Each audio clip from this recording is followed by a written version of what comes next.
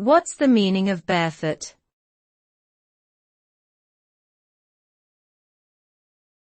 Barefoot.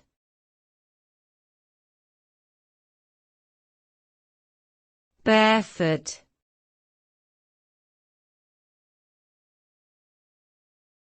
Barefoot.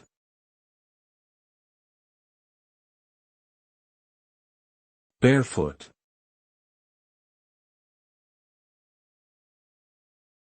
The term barefoot typically refers to the state of being without shoes or any other type of footwear.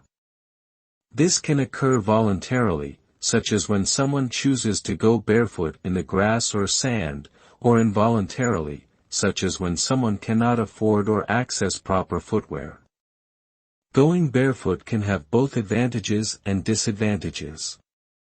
On the one hand, it allows for greater sensory connection to the ground and can promote proper alignment and mechanics in some instances.